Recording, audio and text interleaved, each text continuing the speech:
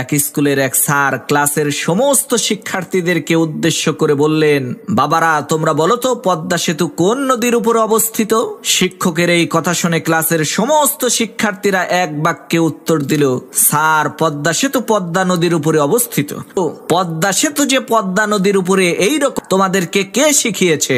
তখন ছাত্রছাত্রীরা বলল, স্যার পদ্মা সেতু তো পদ্মা নদীর উপরেই অবস্থিত, সেটাই তো আমরা জানি। তখন স্যার বলল, চুপ করো সবাই, পদ্মা সেতু হচ্ছে শীতলক্ষ্যা নদীর উপরে অবস্থিত। শিক্ষকের এই কথা শোনার পর সমস্ত শিক্ষার্থীরা বাড়িতে যেয়ে তাদের মা বাবার কাছে বিচার দিল, কেমন স্কুলে আমাদেরকে তোমরা ভর্তি করেছো? শিক্ষক নিজেই আমাদেরকে ভুলভাল শিক্ষা দিচ্ছে।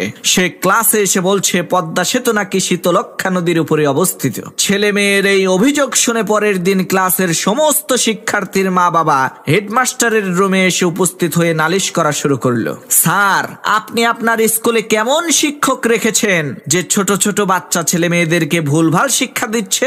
সে বলে পদ্মা সেতু নাকি শীতলক্ষ্যা নদীর উপরে অবস্থিত। তখন হেডমাস্টার বলল, গত 3 মাস যাবত আপনাদেরকে এই স্কুলের বেতন দেওয়ার জন্য খবর পাঠাচ্ছি, আপনারা কেউ আসেন না। শোনেন, যে পর্যন্ত সবাই স্কুলের বেতন পরিশোধ না করবেন সেই পর্যন্ত ওই পদ্মা সেতু শীতলক্ষ্যা নদীর উপরেই থাকবে।